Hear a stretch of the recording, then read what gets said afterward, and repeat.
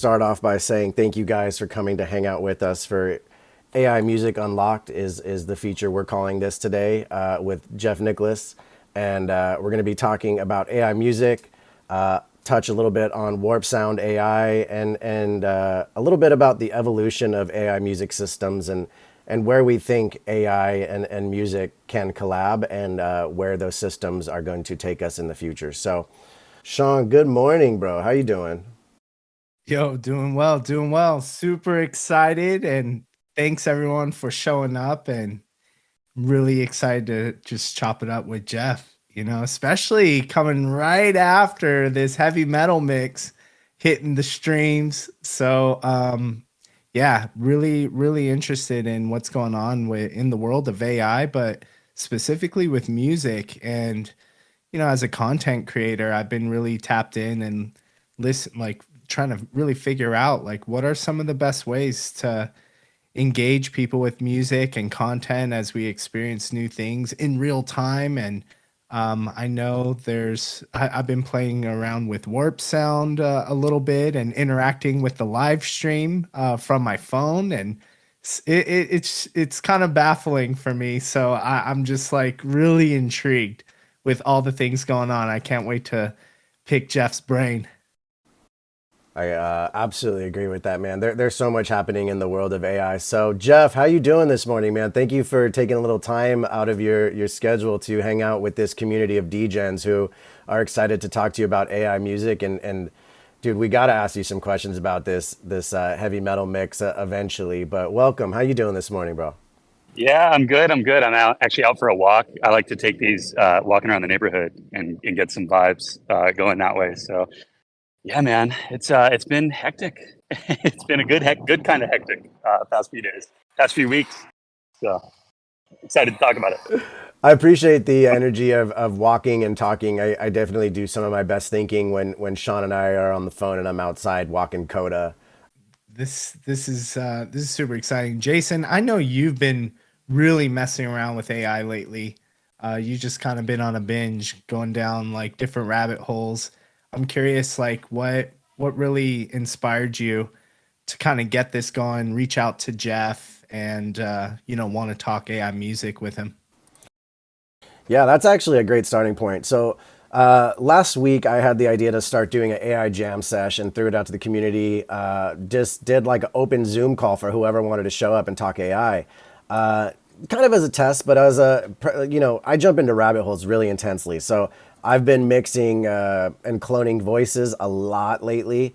I've been figuring out how to use like video manipulation to create some kind of art, right? But the music part is something that I haven't had a moment to really dive deep into.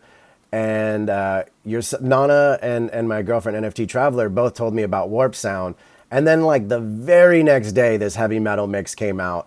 And being that Jeff is part of the Bored Ape community, I simply just reached out and said, hey man, we'd love to talk to you about Warp Sound, AI music, hear a little bit about your expertise in this world, hear how maybe Jeff got involved in AI himself, and how did this AI music mix end up touching the heavy metal Bored Ape world, right? To bring it all back to the ecosystem that we live in. So I I really love the idea of where AI can take us, but I also understand that if we do these group things together, we can learn quite a bit more and go quite a bit faster with our knowledge, right? So Sean and I have been using ChatGPT for the exploration of concept and story and narrative for just kind of our thoughts around our IP and character, right? So the next evolution is how can we introduce music? We think about this often when we record content, like we don't want to rip music. We don't necessarily have the time to go create our own music. So the next new interesting evolution is AI music. What can we do with it? Can we create with it and then introduce it into our narrative somehow? And you know, these are kind of the questions I want to throw at Jeff today throughout a little bit of our chat. But Jeff, I'm going to throw that same question to you that Sean threw to me is how did you get involved with AI and even, you know, a little bit further is where did Warp Sound come from? Yeah, it's a good set of questions, and so much of what you just mentioned, like there's a lot of roads we can travel with this conversation, I think, and you know, I'll start off by saying too, AI can be a thorny topic because there's a lot of fear around what it can and can't do, and I don't shy away from the thorny topics either because it's like we actually need to like kind of air all that stuff out and talk about how incredible these creative tools are, and also talk about the potential risks that are there with some of the more generalized AI. So by all means, like if we want to kind of skirt in and out of this conversation in different ways of like how it's helpful, but also like some of the sort of pitfalls or fears around it, we can do that too. Um, how I got involved in AI in AI music in particular was about 4 years ago. So I ran a creative agency for about 9 years. We were really focused on content, but we started to dabble in a lot more sort of future leaning, bleeding edge stuff. So we were doing AR and VR before anyone was really kind of doing it, where we were strapping GoPro cameras together and going out and shooting and hand stitching stuff. And so what happened in the course of that was I kind of went from like creative director who started as a designer into like creative director who was focused on the future of technology and where those things kind of came together. So I was over at Live Nation. I had left that agency, I'd gone independent, and then they picked me up, gave me an offer I couldn't refuse to run sort of VR AR content for them. And I was doing a deal with Oculus, and the guy who was running music at the time was this dude Chris McGarry. Chris and I became really fast friends, and as soon as like Oculus turned into the beast of Facebook and then Meta, he was like, "I'm fucking out. This is like way too corporate, way too hectic." And he started this AI company, this AI music company. The whole idea with it at the beginning was like there was kind of this thesis of, and this is like 5 years ago, by the way, right? So this thesis of, can we create music with AI? Like, is that even possible to create commercial quality music and create a creative AI that can do that? And then how are we gonna, like, people don't want to talk about AI. 4 years ago, people were like, "You're insane. Like, that's not going to be a thing." And so how do we package that in a way that's digestible? And we kind of went down the road of virtual artists, or he started going down that road. So the thesis was, we think we can create music with AI, and we think we can create virtual artists that perform that music. And they started with that little seed, and I came on pretty immediately, helping them run creative and just kind of like, what will these characters look like? And, what's the branding and what are the bits and pieces on the visual side? And then the pandemic hit, and I'm like advising, having fun. And then over my day job with Live Nation, we're like stuck inside, can't put on shows, can't do any of the stuff that I had been brought on to do. And I was like, I'm fucking out, and left and came over to Authentic Artists full time. And so what happened in that time period was like I really started to understand a lot more about what AI was, what these neural networks could do, what machine learning was, and how we could start to apply this stuff in a really adaptive way that recorded music can't. And that's what got me really excited. I was like, wait a minute, like I've always kind of rode the bleeding edge of where does creativity and technology converge? And here's this opportunity to do it in a way that we just haven't been able to do through licensing restrictions and recorded finite songs and all these things that, like, look, I've been in the music industry for 20 years, and I used to talk to artists all the time about like, let's do this crazy interactive thing, and they'd be like, yeah, but the label, and I've only got a record of 10 songs, and and so it was like a natural fit. And then from that Authentic Artists, we built Warp Sound, and then kind of moved it into Web3, and started really building in earnest once we realized that like the AI systems that our engineers had built were good and were getting validated by people like Mike Shinoda and Young Guru, and it was like, okay, this is legit, and now we think we can actually come out of stealth and start to talk about it. Wow, dude. Jeff, you mentioned, the music being more adaptive. I'd love for you to elaborate on that a little bit, especially as we consider these new experiences that we're having, in the metaverse and, going through different environments. There's so much more interactivity. And I'd love for you to just kind of double click on that, adaptive part of it that is really difficult to do in kind of the former ways we've been leveraging music. Would you mind sharing a little bit more on that? Yeah, I mean, that's the key to what we've been building. And it's really the differentiator between, like, when you hear AI music right now in the headlines, you hear a lot of deep fake stuff, right? A lot of voice mimicry, like all of that. And that's like, we can talk about that. That's cool. And it's got its place. But like what we were building. Like Drake AI greatest hits. Yeah, exactly. Like that's like remix culture, like times infinity, right? And I think there's like a really interesting place that that's going to exist in the music industry. But what we were doing at the very beginning, like our team was built from, our founder was from Oculus, our head of sound design was from Harmonix and had worked on Guitar Hero and Rock Band and all of those. Our AI engineer, our lead AI engineer, was a composer who also has a Bachelor of Science from Harvard, who built all these AI systems with Will.i.am.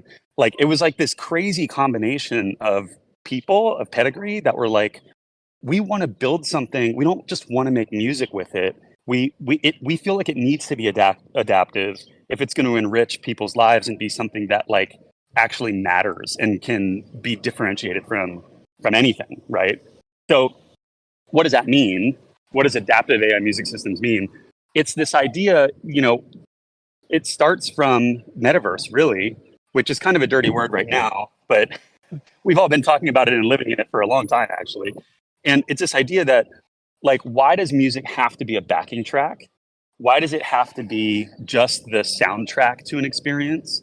Or why do these metaverse spaces need to be like sterile and soundless because they can't license the music properly? Like, what if we created a system where that music could adapt in real time to any actions that somebody might be taking? And that might be like you individually are running around an environment and you collect a thing and it changes the music. That's one kind of more background way. Or it could be we as a group are in this space and all together the music is the game, is the part of the experience where like we're jumping left or jumping right and it's changing the music in real time. Like that, those were kind of the ambitions for it at the beginning. Like we just want to create like gamified ways of interacting with music, and AI seemed like the only way to do it. When you fast forward to where we are now, it's like it's way more relevant than it was 5 years ago. 5 years ago, we were trying to convince people that this would be a thing, and now we're like, okay, we got to hurry up and like get this thing out because it's useful now for a huge amount of people. I think that's pretty amazing to kind of understand how you guys conceptualize this. So it seems very forward thinking to kind of conceptualize this, 5 years before the big AI buzz that is upon us right now. But the thing that fascinates me the most, and this is kind of why I asked you here in curiosity, was about your virtual artist and kind of how you're integrating your AI systems with your virtual artists to kind of create this opportunity for IP, right? Like you have this mutant ape sitting there on your YouTube that's moving, well, sitting there literally, but like to a beat, to music, right? And so now it starts to become the question of how is this developing IP with this character, right? So how did you guys choose that mutant, and decide to put it into this world? Well, the story about the mutant's funny. We'll go backwards. The story about the mutant's funny because I minted apes, right? I pre-ordered. I was number 137, and then I minted a bunch more on reveal day. And when that happened, that Friday, the Saturday, I hit Chris, our founder, and I was like, dude, we need to grab an ape right now, and we need to make him a character. Because at the time, we were like building a virtual artist company. That was the whole thing. And we were using AI music to power that. We've pivoted since because we think that there's a broader way to use AI music. And that's still a huge part of it, but it's not the sole focus anymore. But at the time it was. And I was like, dude, we got to get this ape. And he was like, how am I going to explain that we just spent 10 grand on this JPEG of this ape and it's like unproven IP? I just can't see it. I can't see a way for us to explain that. And I was like, all right, dude, our loss. I'm going to stack my apes. And, and so as things started to explode, he was like, fuck, like we royally fucked up on that one. And so when mutants hit, when it was, what was it like? It was like, fuck it, Mutant Friday or whatever. And it was like, oh shit, we have to go now. Right. And so once everything revealed, we just scanned and we were like, that's the guy right there. He's metal. He's got like this crazy look. He's already sort of, because he's mech, it already makes sense that he would create music with AI. Let's bring him into the fold with our Warp Sound crew that had already started to build like sort of fan base, right? So that's where the mutant came from. The beginning stages of why virtual artists and like that whole thing was Lil Miquela was hot at the time, and things were really popping with virtual influencers, and we just looked at it like we want to create this AI music system, but no one like we still have a hard time getting people to wrap their heads around it. And virtual artists were like a very clear way. It's like this artist who's a weird dragon makes this weird trap beat on his own, and he does it in an infinite stream that you can play with. And people were like, "Oh, got it." Right? So like it was immediately like, "Oh, we can create like alternate reality artists that live and breathe, 24/7 in the metaverse." So that was like, and it still fuels a lot of what we do. Those artists are, we've sort of paused a little bit on developing their storylines because been doing all these other things.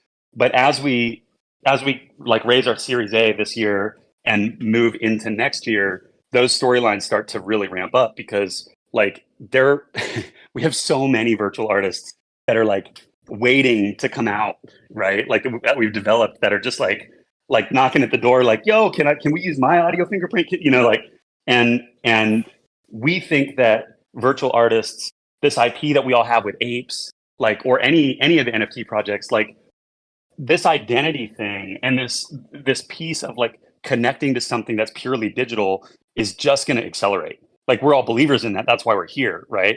And so I don't want to take a Rihanna track and like Rihanna's Rihanna. She's going to do her thing. She's going to be visible in the metaverse. She's going to be visible fucking everywhere. Some indie artist is going to do their thing. They're going to do it. But why can't there be virtual artists that are purely zeros and ones that start to have some sort of autonomy within the space as well? That's absolutely amazing and exciting. And like as I'm looking at DJ Dragoon, apologize. Like it leads me to what everyone, well, not everyone, but like what many people think out there is, how can I turn my ape, my mutant into one of these DJs, right? And so, like looking to see like how can someone in the future maybe use your software to kind of integrate that with their own IP. Is that something you guys are working towards, or is it purely just creating your own characters and your own DJs and avatars? Well, that's been part of the biggest pivot. So as we got into Web3, released our project, the Warps collection, got really tied in with Yuga and some other folks, and that it has been this thing of like, wait a minute, like this is so much more powerful in the hands of other people, and so like let's actually like we sort of reprioritized our stack internally, and it went from we're going to build these virtual artist careers to we're going to create the system in the cloud, the services and the APIs that people can grab and use however they think they want to use it. Because like it's that force multiplier, we see it in decentralization, we see it in Web3. Like as soon as you put the IP in someone's hands, or as soon as you put the tool in someone's hands, like that guy in his bedroom or that girl who's got a small team or like whatever, they're going to have so many more ideas with how to use it. And so we just want to facilitate that. So that is 100% where we're going. And we just launched this API waitlist campaign so people can jump on and get early access to that API. The whole point of that is going to be like natural language API. So you can use natural language to construct beats and construct music. And then so that's like a really easy way for somebody to use it. And then a developer can stack on top of that and say, "Oh, like I actually want to do more than just make music. I want to make it adaptive. So in my metaverse, if all my, like users like emote this or emote that, tie it to the natural language API and it changes the music in real time." So like all these use cases for it that are like, "Yo, I'm just a dude who has an ape and I want to make music. Great, plug it in. I'm a developer who's creating a crazy metaverse. Great, plug that in." Would there be potentially a case where, let's say on my acid deed, as people walk around the deed, there may be thematic music incorporated based on parts of that they go to? So they hit this one place and it's set to be scary music because it's that vibe. Is that kind of what I'm understanding could be potentially on the horizon? Totally. And say you walk into your cave or whatever, and you've got a bunch of bones on the wall that when you hit those bones, they make music, and it actually adapts the music in real time for either you or everybody on the deed, right? Like the possibilities are endless with once we can plug in the service connection to, things like Otherside. Yeah, I'm really excited about that. We've been talking a lot about just how you would build out not only your avatars, but even NPCs and characters, and the fact that the other side is going to be based off of the Morpheus, like M squared technology, and they're basing their stuff off of MML, Metaverse Markup Language, which allows you to tap into all of these available APIs as well. It really got us thinking. Like, for instance, we have a coda in our Discord. You may have seen it. Her name's Hoppa. She has her own channel, and we love speculating with Hoppa. She has her own character. People are asking and speculating with Hoppa about the other side. But I just can't imagine just being able to tap into further like APIs like this one to where you can really start to engage people in new ways where this character could bring on this whole new experience and it start to think about like these digital characters that you are creating with the use of all of these like new technologies. I think it's so fascinating. And I think it also solves a problem that you mentioned earlier. I've been in the music industry for several years as well, more as a creative director than a musician or artist, but working well tight with a lot of the teams and publishing, etc.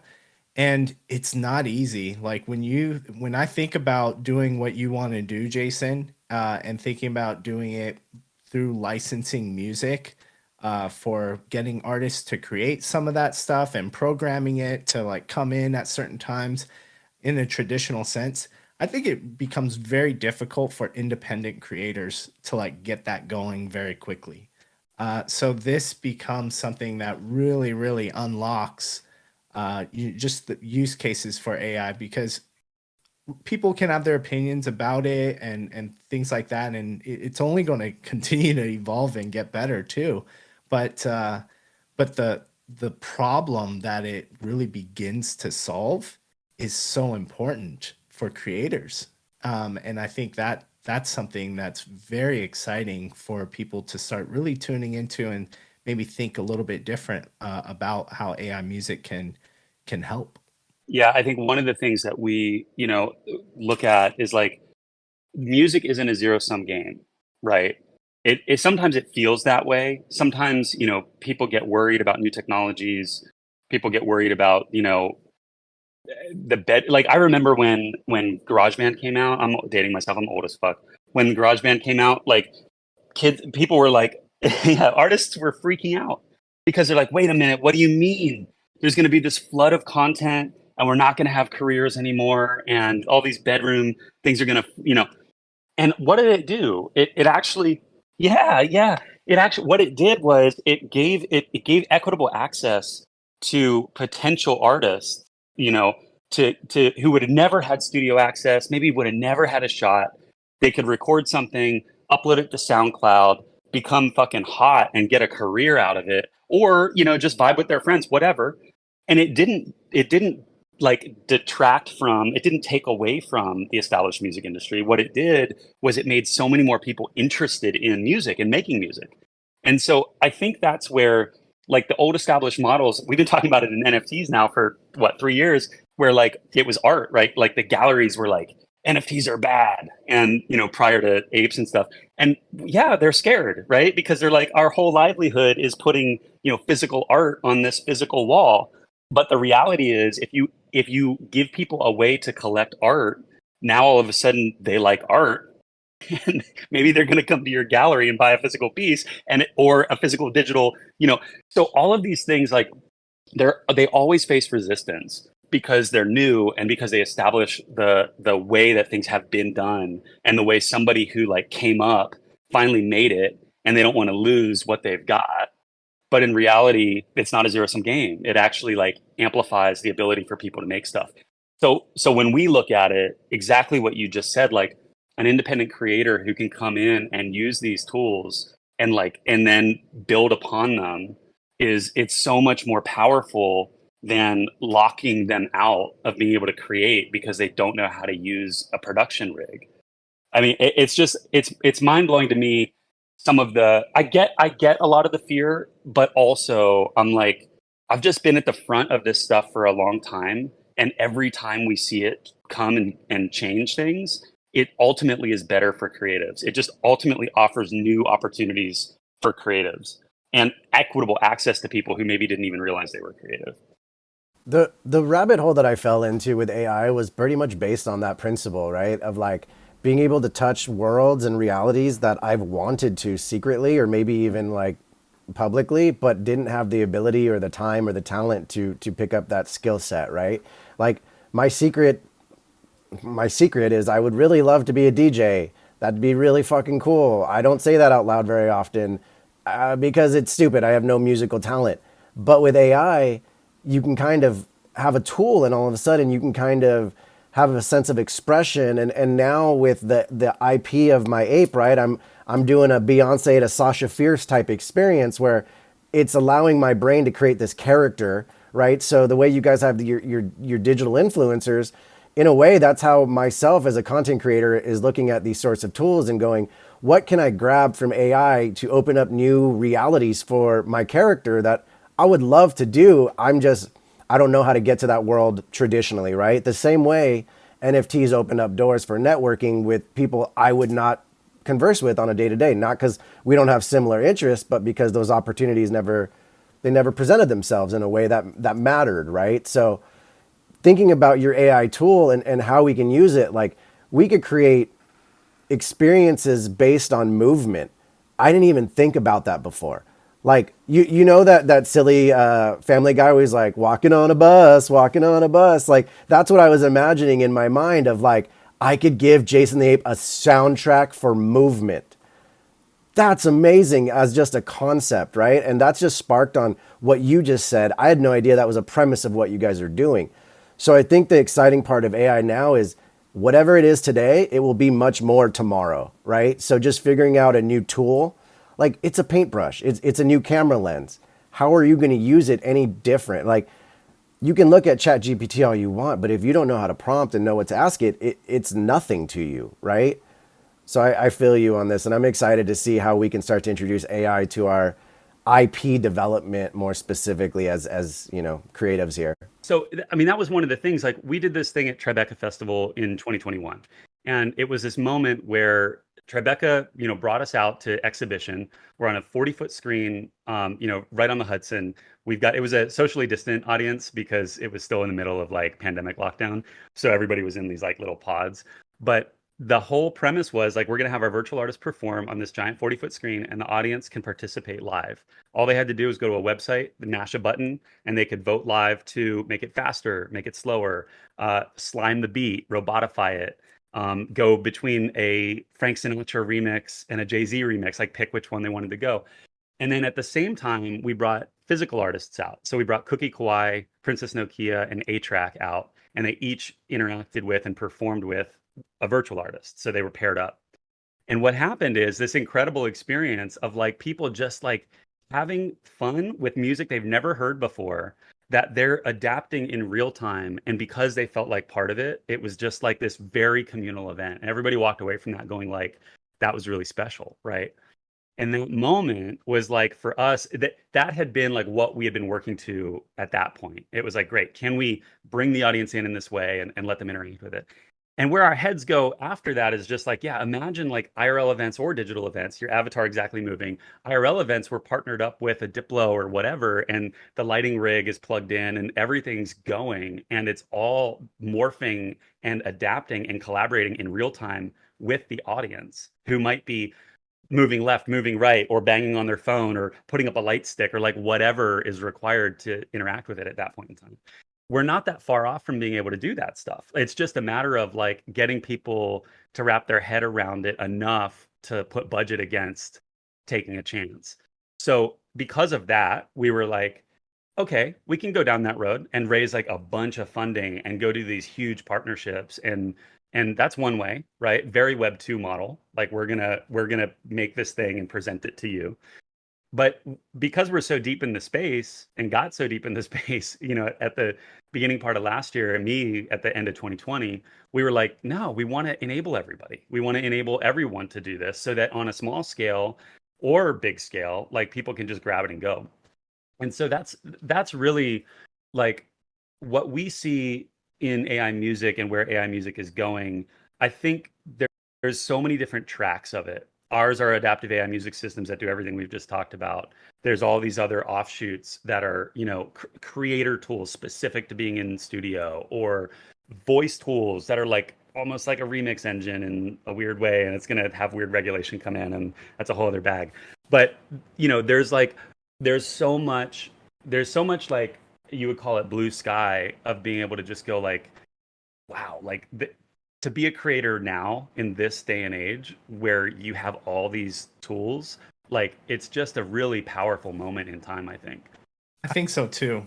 This you were talking about the interactivity, and Jason, I don't know if it might even be worth like doing a quick demonstration of kind of what this feels like. And Jeff, I don't know if you have the time for it, but I posted a link for anyone to go to. And Jeff, correct me if I'm wrong, but this is a one of the examples of what you're talking about, where people can interact in real time.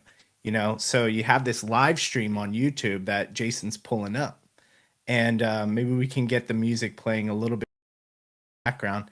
And if everyone goes to warpsound.xyz, which I'll throw in the chat link as well, warpsound.xyz. So as people go there on their mobile device, you should be able to see something pop up where it allows you to make a choice. And that actually affects, as a like crowdsourcing information and input from the crowd, and it's going to affect what we all experience on this live stream. Yeah, so the thing with this is, so we've just been like iterating and iterating and iterating, right? Like build something, stack on top of it, figure out what works, what doesn't. So we were doing this on Twitch for a while, and it was a hosted show. It was like an hour, and you could come, we'd have guests. It was like really, really fun. Also really labor intensive. We're a very small team that's trying to build. And so we were like, okay, like how do we take this to the next level and go like use it as a great 24/7 tool, and also like a great demo of like what people might be able to do with it in the future. So that's what this is. It's 24/7. You can come to it at any time, day or night, and it's always running. And it's playing music in real time, and you're changing it in real time. And we've got all kinds of fun stuff just to show what it can do, like add cowbell, slime the beat, swap the synth. Like right now, this vote is up. I'm gonna jam on swap the synth, and we'll just see what happens. There's a little there's a little delay with it for anybody who's watching because YouTube has a delay. But that's an infrastructure thing that has to get solved over time. But what you're looking at here, this is a Unity build. This is like not a crazy Unity build. This isn't like some custom thing. This is a scene in Unity that we've plugged our audio system into. We've got a bunch of animations that power the bunny, giving you some like insight on this, right? So the idea is you plug it into these interactions. We're pulling the interactions from this site where you're voting, and it's changing the music in real time. And so, yeah, the whole point is like, put this in Unity, put it in Unreal, put it in Otherside, put it in Sandbox, put it in Roblox, like wherever you want to put it, pull this thing in, create your own experience around the music. And the challenge that we've faced, and why this is on YouTube right now, most of these metaverses, like when you really get in under the hood, they don't allow music to stream in. And there's a very specific reason for that. It's licensing, and it's performance royalties, right? So they've got it locked down, and they've deprioritized it with their devs. But we're starting to push that door open. We've started with Sandbox. We're like, okay, here, Seb invested in the company. So we were like, okay, Seb, like we want to do this thing, but we can't do anything unless you let us play music. So now music is coming to Sandbox, right? And so there are ways that we're starting to push into other metaverses in the same way that so that we can start to enable like this kind of an experience. That's cool. Have you talked to Herman yet?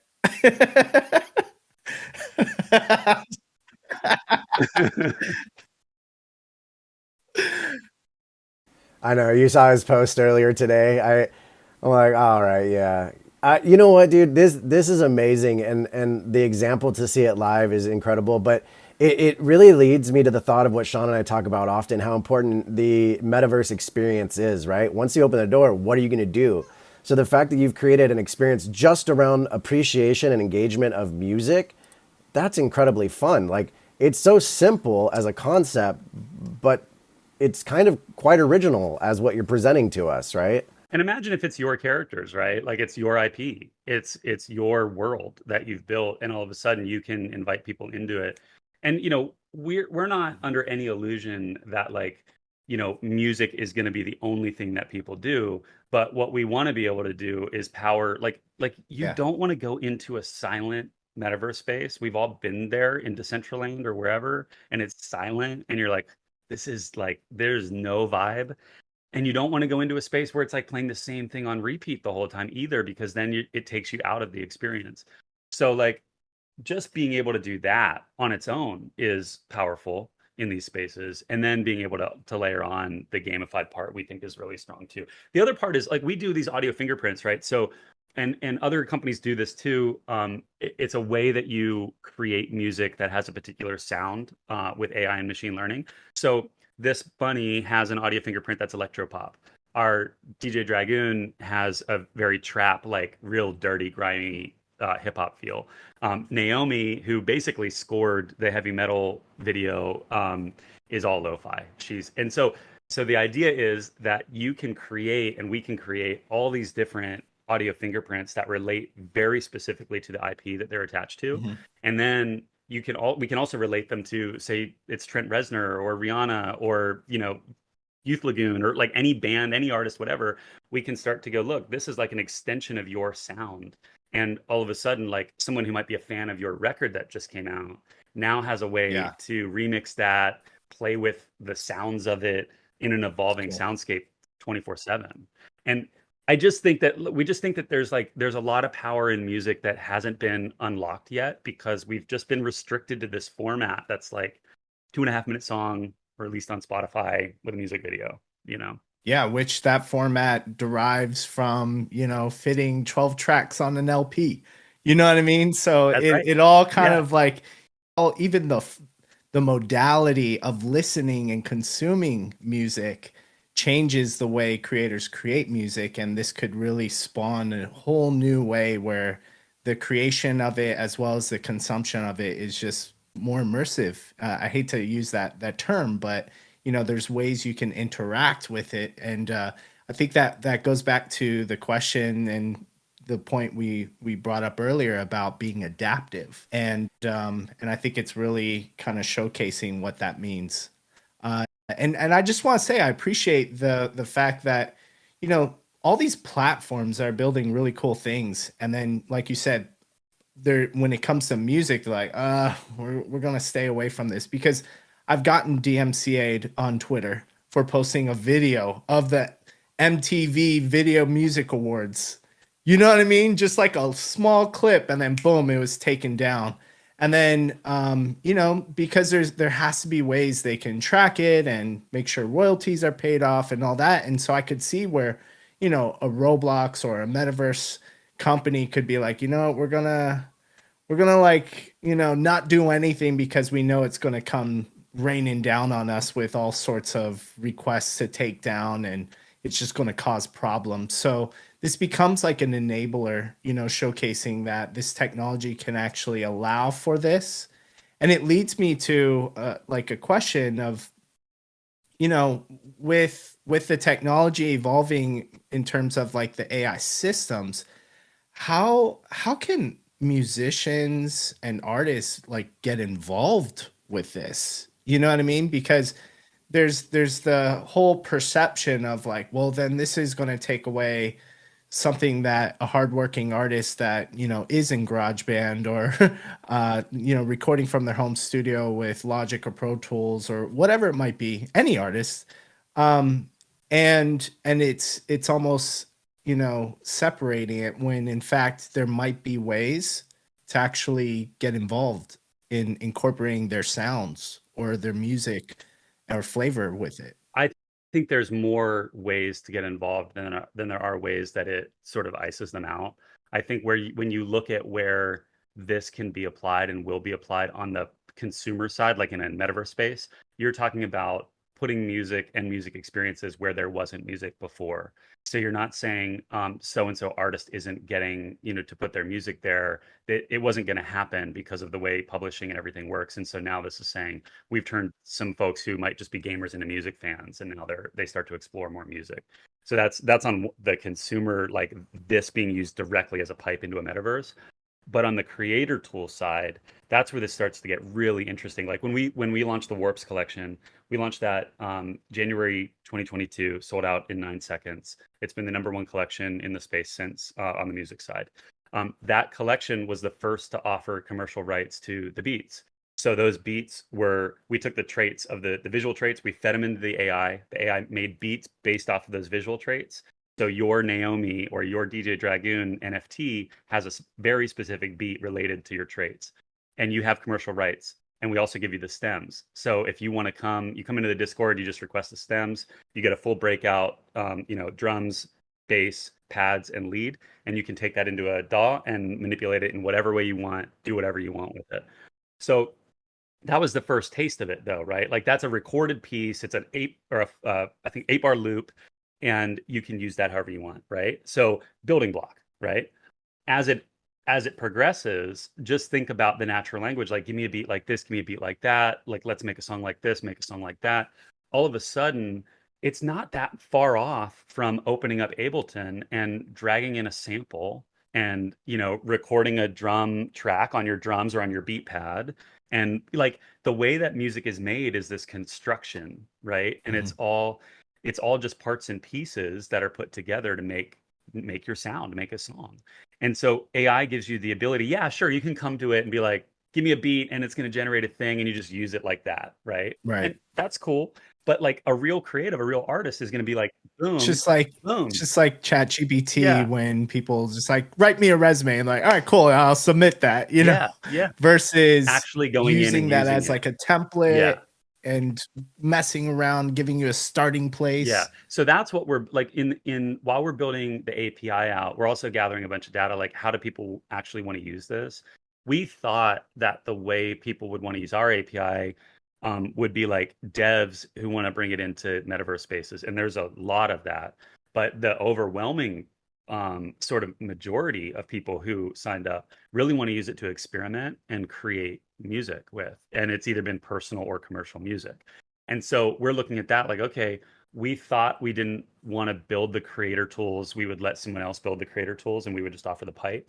We might actually go and build some creator tools to make it really, really easy to just pull that stuff in and start playing with it. So that's been the beauty of like building in public and being part of Web3. And like, it's really like, what do you guys want to do? Like we feedback from the community and we reach out and we go like, shit, let's just pivot right now. We've got this stack. Let's go make the thing that the people want to use, right?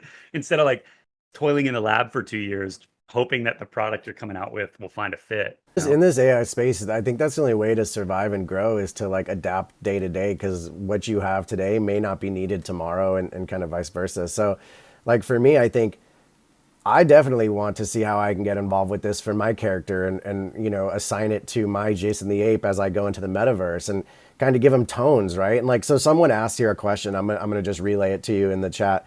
It said, let's say I can create environment feedback and feed it to AI music API, and it could stylize some AI-driven soundtracks to my environment. Like if I walk into a cave, it would change the music to a darker, ominous tone. Is that kind of the thought that we're hearing today? Yeah, that's one piece of it, right? There's a couple companies like EA is actually working on that for their ecosystem, where it is like adaptive sound based on where you're walking into and out of. So, but yeah, for sure, that's what people could do with our system. To level that up is like, okay, you walk into that cave and like you collect this gem, and because you collected this gem, it sets you off on like a mystical music filled like path, and the music is swirling around you, like the visualization of it is smoke, and like, you know what I mean? Like you can start to really go down, like gamify it, not just soundtrack it. And I think that's where people have a really hard time wrapping their heads around it because it hasn't really been done. We've seen Guitar Heroes and like, those types of games, but no one's really put music as like a main character in the gamified storyline. And I think like the way that we're launching this tool and the way that metaverses like Otherside are launching their tools, people are just going to start experimenting with that kind of stuff. I'm going to take an opportunity to ask you about the heavy metal mix that we have up here and just say, what is your favorite piece of this visual? Because, this is to us a big deal, right? Like it's a Yuga asset, it's a heavy metal. I'm sure you had to keep this under wraps for a hot minute before you could let it out. And there's so many teasers and little things in here. Yeah. So, what's your favorite part of this video when you look at it? And what's the heavy metal arena all about, dog? Yeah, I don't know any of the alpha. I'll say that. Um, it's they Yuga's very good about like if you're working with them on something, we've now found this out. You get just enough information to do the thing that you're doing, and absolute radio silence on anything else. It's been really fun to try because I'm a holder, right? Like we're all trying to figure it out together. My favorite part of the visual is the mech. His They named him Jeff. I hit the producer on this, and I was like, "That's clearly just it's Jeff's a funny name. My name Jeff, like, right?" And he's like, "No, no, we named that after you." So that's clearly my favorite part because I'm like now in this video. That's kind of part of the lore. It made me pretty emotional. Like the road I've been on with Yuga has been, from almost day one, through like a lot of stuff. And so, yeah, it really like to see this come and it was just like, fuck, really? No. Yeah. Yeah. I mean, we love this video. We definitely broke it down in a Discord and looked at some fun keys that we found in it. And I totally hate that you're absolutely right. Yuga gives you a taste of what you're allowed to have to create the thing you need, and that's it. Because we all collectively want to know what's next. How do we get in the game? Like what do we have to do? So I think the fun part about this for us was, they were like, we want to create a 5 hour, music stream or, video so that you can listen to it for a long time, like music to study to, that sort of vibe. And our system was purpose built for it. So it was like we worked with the Meebits team on Danny and that crew on MB 1.1 and like scoring that and giving music for that. And then they referred us over to the heavy metal team, like, yo, you guys need all this music, like you should hit Warp Sound. And so being able to go like, oh yeah, like we'll just go in the lab right now and generate some stuff and QA it together and curate the right beats, and like it was like such a perfect fit, you know? And so I just, we don't know what's coming, we don't know where it's going, but that type of partnership is like that's what we've been building towards, right? Like we've just been building all these proof of concepts, and then people are seeing it and being like, oh yeah, like I could do this with that. And that's what sparked the API. We were like, people keep coming to us like, what can I do this? Can you do that? And we're like, well, shit, no, we're a startup. We can't do all that, but you could do that, right? Let us give you the tool to do it. That's really cool. I can only imagine, you kind of giving up the API, allowing them to like really play with this, and maybe you didn't have as much input on the artwork. So I was curious on like what was your first reaction when you saw all of this kind of come together? Like, did you get a sneak preview of it, or did you see it when everyone else kind of got to see it? I basically saw it when everybody else got Yeah. to see it. I saw an early draft of something, but I basically got to see it when we all got to see it. And it was just they did such a great job of like of nailing like the feel, and also like really tying it back to Lo-Fi Girl. Like if anybody's familiar Yeah. with that Lo-Fi channel, like it really is like it's our version of Lo-Fi Girl. So And I think it also ties so far back to the original. Remember the Lo-Fi channel that launched, right? yeah. And it was like it wasn't a roadmap item, I don't think, but it came like really quick It's like the first after. deliverable, Yeah, I yeah, I still watch it Oh, all the for time when I'm sure. yeah. working. I'll have it on. So my reaction with seeing all of that, I was just like, "Fuck, they nailed it," you know. And it was such a good feeling, like to then see the community like vibing to the music. You never know, right? Like we hyper analyze the music because we're like, these melodies that the AI is creating are like a little discordian here, or like that's a weird note there. Like let's train it a little more. But you know, the regular listener is just like, this is a vibe. Yeah. This is, and so that was huge for us to be like, cool, we can, you know, we put out 5 hours of music and everybody's vibing. Yeah, dude, I'm a normal audio listener. I'm not over listening to this. I'm just vibing and enjoying it with my, having a smoke, having my morning coffee, hanging out with Coda. Just got it in the background, and it creates kind of like an ambient mood to your day.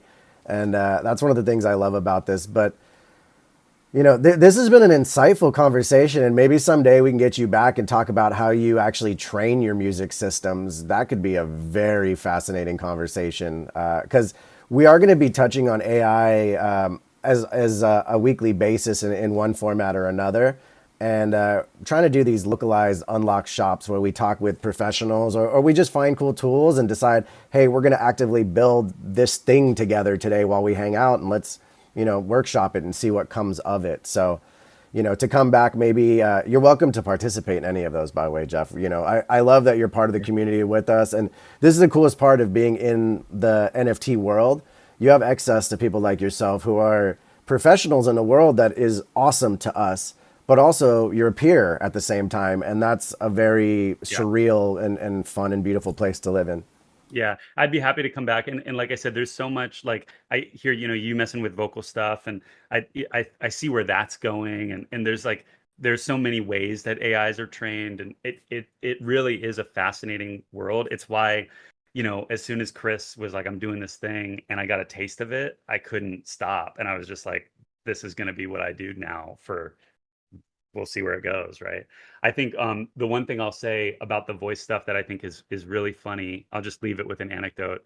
So Z Trip, when he started doing his mashups, he was like the first one to take like rock and hip hop and match the BPMs and put them together and do these mashups. And when he did it, the music industry was like, nope, you're not going to be able to release any of that shit. And there was no way he could release these records. So he bootlegged DJ Z Trip Volume 1 out of his shows, like out of his fucking suitcase at shows. And he sold like a gazillion of them.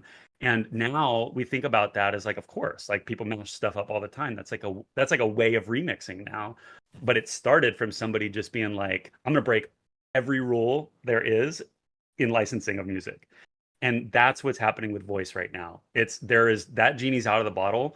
And like I do think there's like some ethical concerns with like how it's being approached. That'll come out in the wash later, like with regulation and whatever. But what we're seeing is like remix culture that we all live in every day, just going like make a Yeah. weird thing and put it out there. And I love that because that's where disruption and innovation comes from. So, you know, we aren't that. We're very specifically not doing that for lots of different reasons. Just to be clear. Just to be clear, but I love the fact that that's happening too. It creates these problems that need to be solved Yeah, too, yeah, right? 100%. And Artists should when you get paid on start the to, use of their voice. They should. for sure. We should. And we're starting to see that. And then we're starting to see artists embrace it too. And it's very much like an experimental stage that we're in. I mean, you rewind back like 2 years ago, even when these NFT projects were starting to mint out, it was very high experimentation, period for PFP projects at the time. And you kind of lose that, as time goes by and different metas begin to, come up and change because we've learned a lot from both the good and the bad that resulted from the experimentation. And some things absolutely will not fly that, Right. were done 2 years ago today. So But it's I see that with AI right now someone for said to me sure. the other day, and I'll leave with this. Someone said to me the other day, the tyranny of the day stifles innovation. The tyranny of today, of the day, right? If my head is so wrapped up in this problem and this thing and deal with HR this and blah blah blah that, I can't innovate, right? But who can is that person in their bedroom who just has this crazy idea and is like, fuck it, let's do it. Or like the Bored Ape founders, like, fuck it. Like, we see all this happening, like, let's do it. That's where innovation comes from. It's those sparks. So if we stifle that, the tyranny of the day will win and we'll just be boring vanilla land, forever. So I just loved that. It really stuck with me because I'm like, okay, how do I get rid of the tyranny of the day? Like, how do I offload all the bullshit that's on my plate so I can get back to that innovative state, right? Anyway, I think it's the thank you guys perfect for time having me. to wrap, man. Thank you Yeah. so much for all your thought and your time and your energy today. We're gonna chop this up and post it on YouTube so anyone who missed it can kind of enjoy the same conversation we had. And we'll do this again in future weeks. Thanks so much, Jeff, for hanging out. Awesome, guys. Thank you, Jeff. Thanks, Sean, for being up here and offering so much beautiful help today as well. Yeah, and thanks everyone for pulling up. We'll do this again.